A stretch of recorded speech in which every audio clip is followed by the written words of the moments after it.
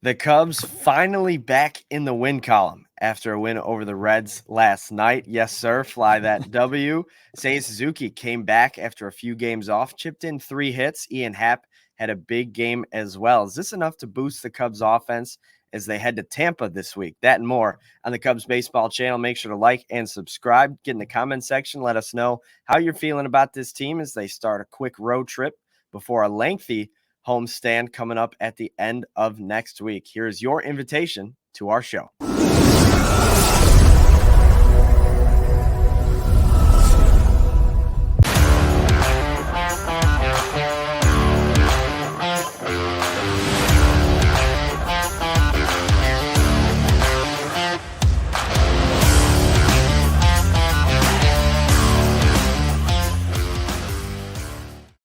What do you say, everybody? What do you say, Chicago? Cubs beat the Reds yesterday by a score of 4-2. I'm Anthony Pasquale with Mick Gillespie. He's on Twitter at Broadcaster Mick, and I'm at @_Pasquale3.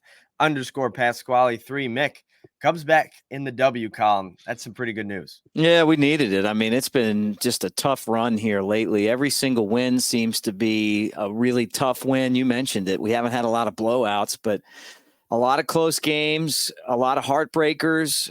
You know, you can't get swept by Cincinnati as bad as things have been. Win-loss wise, it's not like they haven't been in these games. So it was good to jump out on top early and then get some great pitching from Shota. And honestly, I was a little worried about Shota. I mean, they gave him the 10 days off, and it seemed like it totally messed up everything that he had going. And so now he's back on kind of a normal rest regimen, and he looked really good. Yeah, so he obviously had the 10 days off, and then that start against Milwaukee, he got kind of roughed up.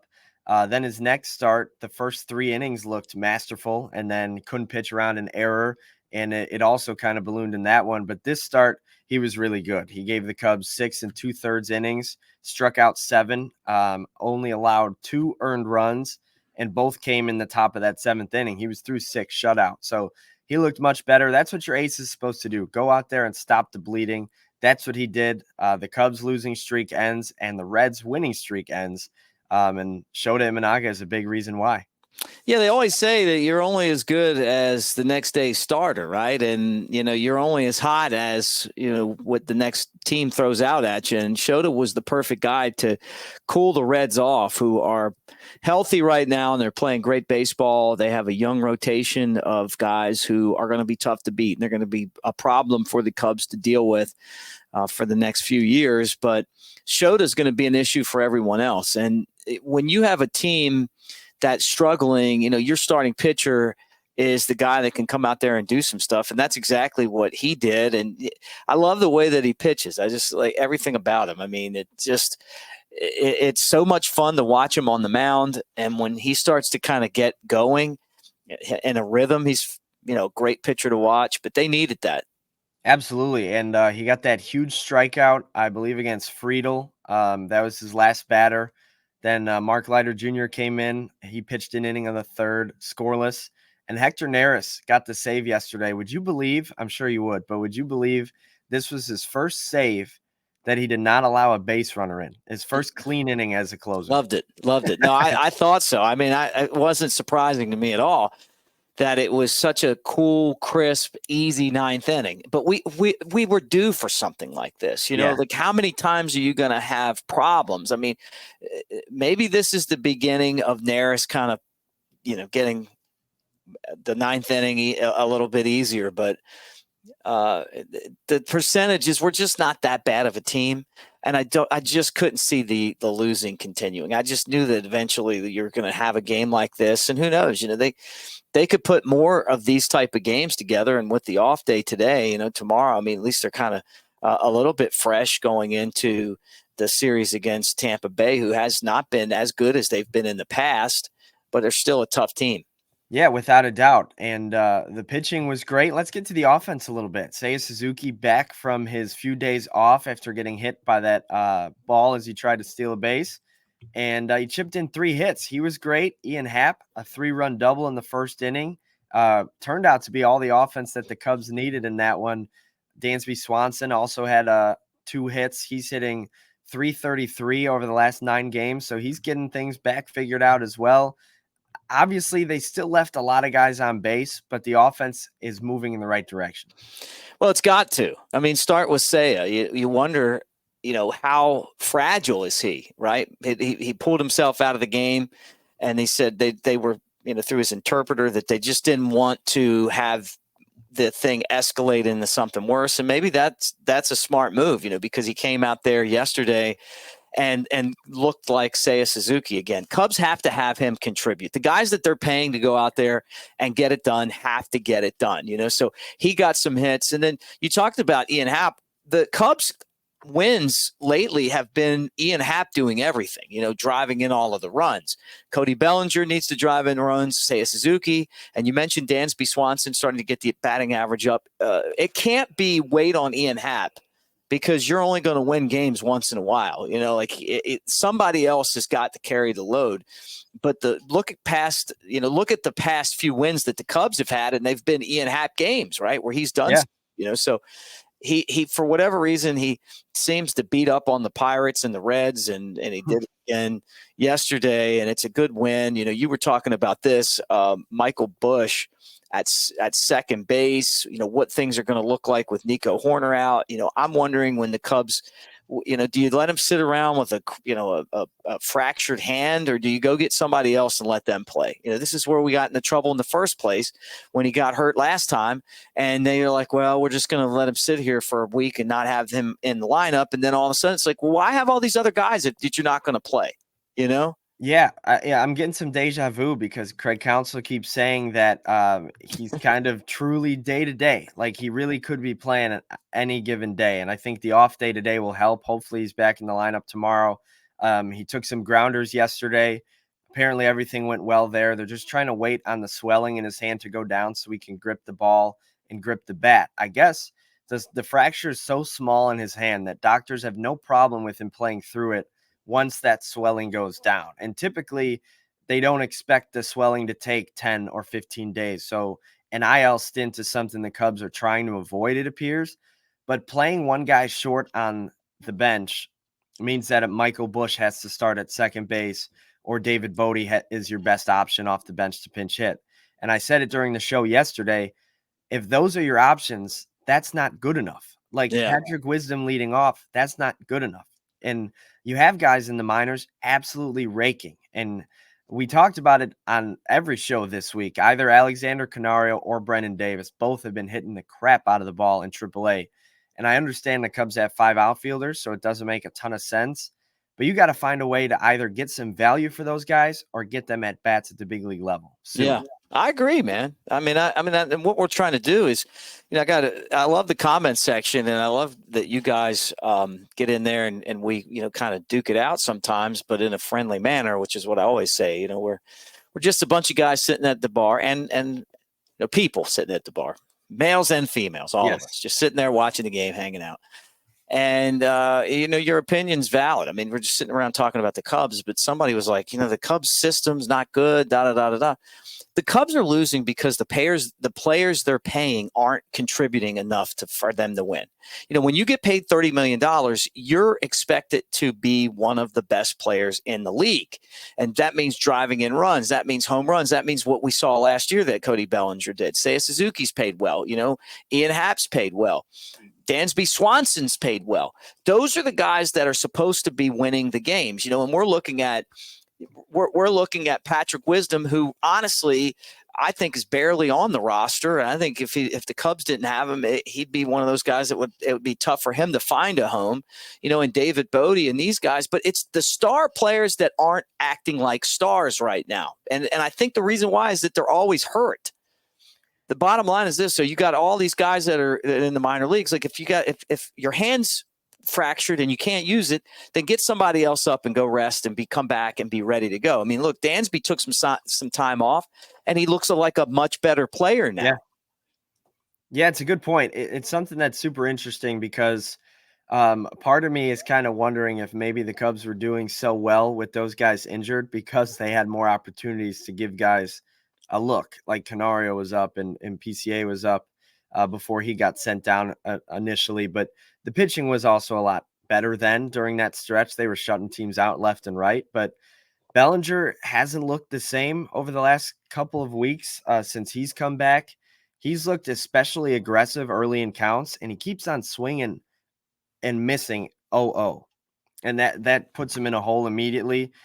Suzuki was really bad when he first got back from his injury, but over the last 7 to 10 days has been much better. So you see a lot of these guys starting to take a little bit of a step forward. Happ over the last 2 weeks, Swanson has been a little bit better.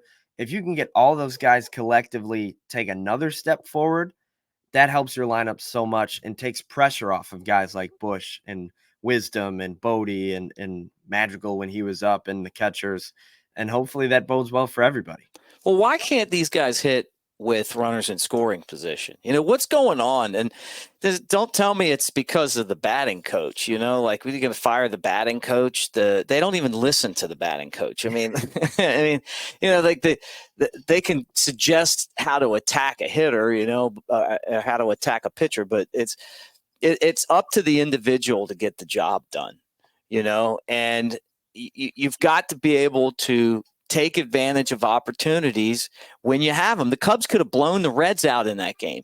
What were they, like 1 for 10 or something with runners in scoring position after the first inning? It was like terrible, like always someone on base and never a hit to drive them in. And it goes back to my point. The guys that are supposed to drive those runs in are Cody Bellinger, Seiya Suzuki, Dansby Swanson, Morel. Christopher Morel. Yeah, those are the guys, like putting it on all the young players. If that's who you're putting it on, they're not going to win. Exactly. You need more contributions out of the guys you're paying to contribute. But if there is some good news, the Cubs are officially out of last place. With their win over the Reds, they drew into a 3-way tie for second. So it's the Brewers in first by 6.5 games. Then the Cubs are tied with the Reds and the Cardinals. And then the Pirates, who lost to the Twins in extra innings yesterday, are in last place, but only a half game separating second place to last place. Yeah, I got to pull this up because it is interesting here, if I can get it on my screen. But yeah, I mean, how about everybody kind of being in the same mix together too, right? I mean, until the Pirates lost, it was everyone 6.5 games back, right? Now the Pirates are in last, but this is a division of young talent, and we talk about, about the Cubs in a weak NL Central, but I got to tell you, it's weak, but it's getting stronger. When you look at Paul Skeens and the pitching that the Pirates have, and you look at the Reds and the pitching that they have, I'm not ready to put the Cardinals in that mix yet, but those two teams have young arms and can beat you if you're not careful. I think I still am not buying in on Milwaukee. I feel like they're a little overinflated right now, but they do have a big lead on the rest of the division. The Cubs are playing I think their worst baseball, which is that's like the silver lining in this whole situation is that, hey, look, they haven't hit their stride yet. They just got to kind of weather the storm, I feel like. Absolutely. I think this year is probably the last year that you're going to be laughing at the Pirates and the Reds for being last place type of teams, because I think the next 4 or 5 years, you're going to see a big boost out of them with the Cardinals and Brewers as they age, kind of shuffling toward that bottom part of the division. But we talked about how the Cubs' June schedule gets a little bit easier. They've obviously already played the White Sox and the Reds, and then they go play the Rays. They get the Cardinals again. And then it's the Giants, the Mets, and the Giants. So a lot of teams, hopefully, that you can get some wins against. On the other side of things, the Brewers, their schedule gets a little bit tougher. They got the Blue Jays, they got the Reds, the Padres, the Rangers. So some teams that can definitely do some damage that they got coming up here in June. They also just got swept by the Phillies. That was, of course, a tough series. So it'll be interesting to see at the end of June when the Cubs and Brewers face off where this division is, because right now it's very jumbled from 2 to 5, and you're going to see a lot of movement over the course of the next couple of weeks for sure. Yeah, it's going to be fun. It'd be a lot more fun if the Cubs could just get healthy and kind of get into and hot again, because it has been it's been a rough it definitely has been a rough few weeks, and watching every day, kind of waiting for this team to find themselves again, and they haven't done it, but in a situation like this, you just got to keep going. And there's no magic trade that they're going to make right now that's going to help this team. It's not one area. It's hitting with runners in scoring position. It's the bullpen, right? It's being able to get somebody behind the plate that can catch and also hit at the same time. So those are three big issues that this team has. Maybe you could answer, one of them if you got got the right person behind the plate. But then you got to get somebody to pitch, and scouts are all over the place. I will tell you this: the scouts are paying close attention to the double and triple A Cubs teams, and probably even lower, because the Cubs are definitely talking trade with some teams right now. But we'll see what that translates into. Yeah, I was going to say, I think tomorrow we can probably get into some of the different reports of guys the Cubs might be interested. I've seen Vladimir Guerrero's name pop up, Danny Jensen, Elias Diaz. Yeah. So maybe we can chop that up tomorrow and discuss what maybe even a package for one of these guys might look like. Because if you want to get better at the big league level, you're going to have to part with some guys that might sting a little bit. But like we've talked about, the Cubs have a lot of depth there. So they could definitely put together a nice package for some of these teams. Yeah, that's worth definitely a conversation, and for everyone to kind of get in the comment section and tell us some names. Vlad, can you imagine if they got Vlad Guerrero Jr.? I mean, that would be not only is he the power bat that you're looking for, but he hits like 290. Like that's exactly what you're looking for. He's kind of like the contact version of Pete Alonso, and I was a big proponent of getting Pete, but I think Vlad's like one step in a better direction. Yeah, I mean, that's a star. That'd be interesting. I mean, that'd be a lot of fun on the north side. Absolutely. Cubs back in action on Tuesday. They play the Tampa Bay Rays at 5:50. Weird set of game times against Tampa. 5:50, I think all three games. So it's a little bit earlier than our typical 7 or 6:40. But it's later than like a 1:20 or a 3:10. So it'll be an interesting time that these games are going to wrap up. But on the bright side, they're early enough for us all to watch them. So that's good news. I love it. We don't have to wait up until midnight. Yeah, absolutely. And the Cubs are going to be opening the series with Jameson Taillon on the mound, a guy who has faced that Rays lineup quite a bit from when he was back in New York. The Rays have yet to announce their starter for Tuesday's contest, but I'm excited to see Taillon back on the mound. He's also been another guy, a victim of some bad luck, but hasn't given up more than 3 runs in a start in quite a while. So hopefully we get another good one out of JMO. Yeah, really. I mean, hopefully they're able to kind of something happens and ignites this team, because I'm at the point with these guys where I don't know that the front office agrees with me or not, but I think if you slide too far back, you start looking at selling instead of buying. Yeah, that was something I mentioned yesterday. It's just this team is not constructed well to sell. There's not a ton of pieces to get rid of, and the ones that are don't have a ton of value. Like your Wisdoms and your I guess Talkman could be an interesting piece. Bellinger has an opt-out, so he's technically a free agent to be. But other than that, the bullpen doesn't have a lot of guys that other teams might be trying to pick off. Yeah, no, I'm with you. But then again, you got to remember the market is one where there's going to be a lot of teams that are contending, and maybe there's some deals that you could get done. True. Maybe somebody, who knows? I mean, I know Bellinger has that deal, but it doesn't mean that he wouldn't go somewhere else, with the opt-outs and everything. They almost traded him last year. They would have got a bundle of players for him. I don't want that to happen, but I'm just saying, Neither do I.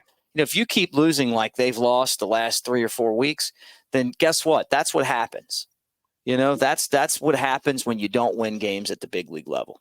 Right. And you look at the National League, there's 4 teams above 500, but 6 teams make the playoffs. So those last 2 spots completely up for grabs right now.